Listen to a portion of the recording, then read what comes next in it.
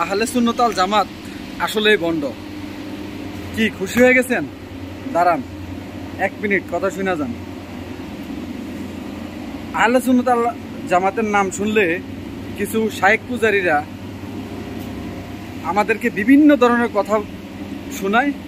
মাজার পূজারী, সিন্নিখোর, জিলাপিখোর, বন্ড, বেদাতি, এই সেই বংশং। এখন আমার একটা প্রশ্ন, আমি আহলে সুন্নাত আল জামাতের ভালোবাসাটা কি আমার অপরাধ? এর সম্পূর্ণ দায়ভার কিন্তু আহলে সুন্নাত আল জামাতের। কারণ হইল আহলে সুন্নাত আল জামাত যেই আলেম যা ব্যক্তিরা কন্ট্রোল করতেছে বা যারা নাম বেচতেছে তারা আসলেই তাদের মধ্যে ম্যাক্সিমাম ভণ্ড।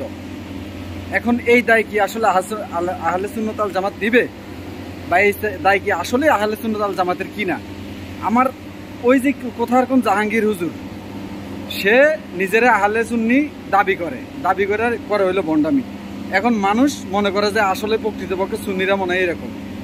আমার প্রশ্ন হইল, যারা আহলে সুন্নাত আল জামাতের নীতি নির্ধারক, এরা কেন চুপ এসব ব্যাপারে?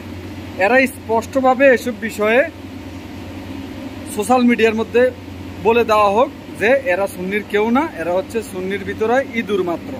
ঠিক আছে?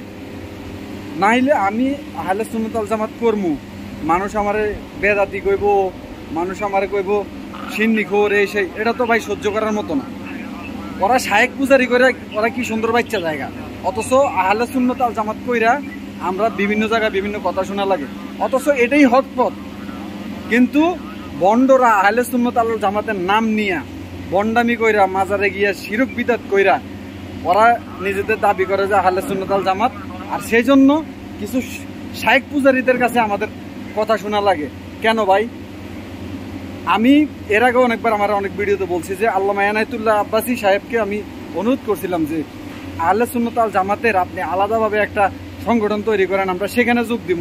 কারণ বর্তমানে আহলে সুন্নাত আল জামাতের নীতি নির্ধারক বলে আমি কাউরে দেখি না, যারা কথা বলার যোগ্যই আমি মনে করি না। কারণ হচ্ছে তারা যদি কথা বলতো স্পষ্টভাবে একটা তালিকা কইরা বলে দিত যে এরা হচ্ছে আহলে সুন্নাত আল জামাত থেকে খারিজি, এরা যদি আহলে সুন্নাত আল জামাতের নাম বিক্রি করে তাহলে এটা দায়ভার আহলে সুন্নাত আল জামাত দিবে না।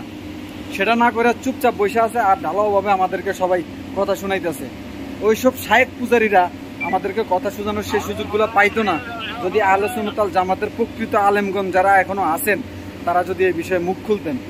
ভালো ভালো আলেম আছে আমার জানা মতে আহলে সুন্নাত আল জামাতের, যারা মিডিয়ার সামনে আসে না, যারা ইবাদত বন্দিগিতে মশগুল থাকেন। আমি তাদেরকে ভালোবাসি। আমি ওই জাহাঙ্গীর হুজুর মুজুরে ওইসব বন্ডরে আমি ভালোবাসি না। ঠিক আছে? ওইসব বন্ডরদেরকে আমরা ফলো করি না।